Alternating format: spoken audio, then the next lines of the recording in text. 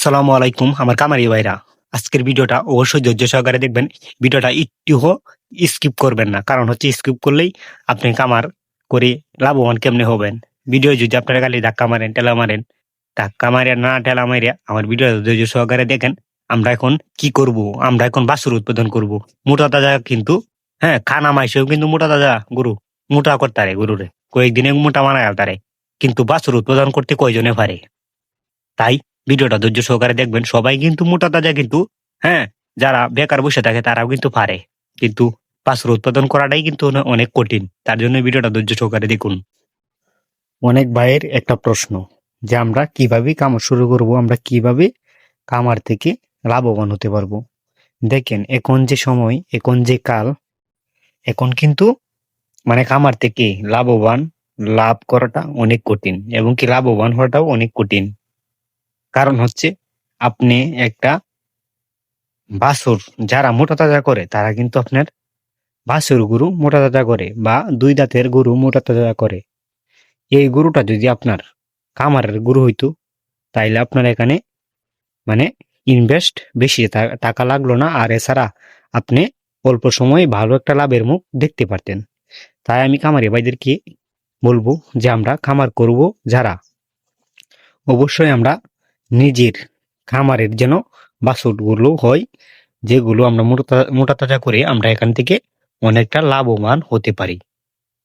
দেখেন, এখন কিন্তু একটা গরুর দাম, বাজারে একটা গরুর দাম, আপনার এই যে আমার কালো গাভিটা, কালো গরুটা, ষাঁড় গরুটা, এই গরুটা এখন কিনতে গেলে ৬০-৭০ হাজার টাকা লাগবে। কিন্তু এখন যে বাজারের রেট, এখন এর ৬০-৭০ হাজার টাকা দিয়ে কিনিয়া, তারপর যদি আমরা ৩ মাস ওরে খাওয়াই, ৩ মাসের নিচে হইলেও এর পিছিয়ে আমার নিচে হইলেও ১৫-২০ হাজার টাকা কামানি লাগবো।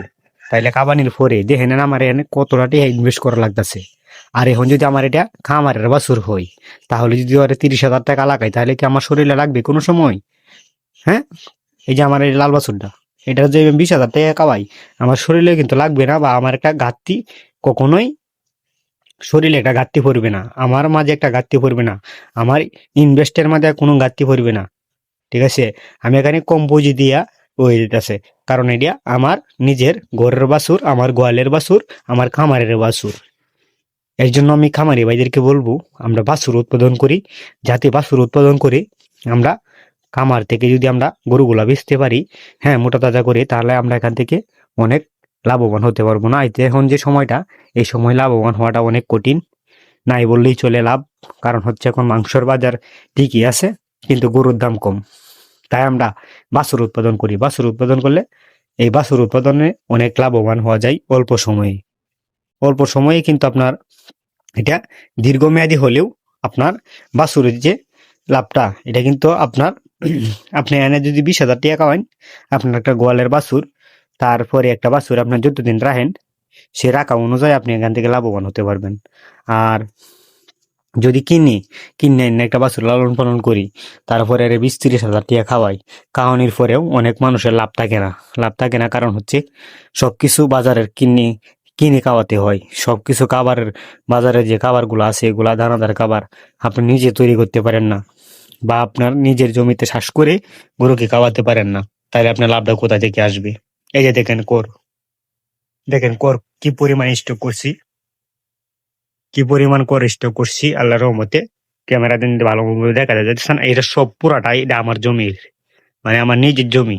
ঠিক আছে, অন্যের জমি না। যদি অন্য জায়গা থেকে আমি করগুলা কিনে আনতাম, তাহলে আমার কি পরিমাণ টাকা খরচ হইতো আপনারাই বলেন। তাইলে আমরা কি কামার করে এভাবে পোষাইতে পারবো? আমরা যদি করটাও যদি কিনে খাওয়াই, ঠিক আছে, আমরা এখন যে সিজন, এই সিজনে আমরা চাইলাসটা যদি আমরা স্টক করি, ঠিক আছে, যদি আমরা স্টক করি বেশি পরিমাণে, তাহলে আমাদের কামারে কোনো ঘাটতি পড়বে না, এবং কি কম দামে আমরা গরুকে খাওয়াতে পারবো, এবং কি আমরা এখান থেকে অনেকটা লাভের মুখ দেখতে পারবো। তাই আমি খামারি ভাইদেরকে বলবো, খামার করার আগে আপনি নিজে আপনার গোয়ালের বাছুর লালন পালন করেন, আপনার খামারের বাছুর গরু লালন পালন করে আপনি বাজারে বিক্রি করেন। অনেক সময় অল্প সময়ে লাভের মুখ দেখতে পারবেন, এবং কি আপনি নিজে উৎপাদন করবেন। আপনি গরুকে কি খাওয়াইতেছেন? খড় খাওয়াইতেছেন, ঘাস খাওয়াইতেছেন, দানাদার খাবার খাওয়াইতেছেন। দানাদার খাবারের মধ্যে আমরা যদি সাইলেস এবং কি যদি আমরা ভুট্টা চাষ করি, ভুট্টাটা যদি আমরা গরুকে খাওয়াই, তাহলে আমরা এখান থেকে অনেকটা লাভের মুখ দেখতে পারবো। নয়তো আমরা কখনোই এই খামার থেকে আমরা লাভবান এখন হওয়াটা কঠিন, কারণ মোটা তাজা কিন্তু সবাই কিন্তু মোটা তাজা করতে জানে, কিন্তু বাছুর উৎপাদন করতে কয়জনে পারে সেটা আমাকে বলেন। বাছুর উৎপাদন করাটা অনেক কঠিন এই যে সময়, কারণ এখন বাছুরের চাহিদা দিনে দিনে বাড়ছে, কিন্তু আমরা বাছুর উৎপাদন থেকে আমরা পিছিয়ে আছি অনেকটা। তার জন্য আমাদের বাছুর নিয়ে কাজ করতে হবে, বাছুর লালন পালন করতে হবে, যাতে আমরা নিজে উৎপাদন করে আমরা বাছুর নিজের খামারের বাছুর আমরা নিজেরা উৎপাদন করে তারপরে যদি আমরা মার্কেটে আমরা ছাড়ি, তাহলে আমরা এখান থেকে অল্প সময়ে ভালো একটা লাভের মুখ দেখতে পারবো। যদি আমরা শাহিওয়াল বাছুরগুলা নিয়ে লালন পালন করি, শাহিওয়াল গাভীগুলা যদি ভালো একটা ভালো একটা বীজ দেই, এই বীজের কারণেই আমাদের কপাল খুলে যেতে পারে। ভালো একটা বাছুর হইলে এটা থেকে আমরা অনেকটা টাকা পাবো, আর বছর শেষে আমরা ভালো একটা এমন এই বাছুরটা বিক্রি করে পাবো। এই কথাগুলা বলে আমার ভিডিওটা শেষ করলাম। আসসালামু আলাইকুম।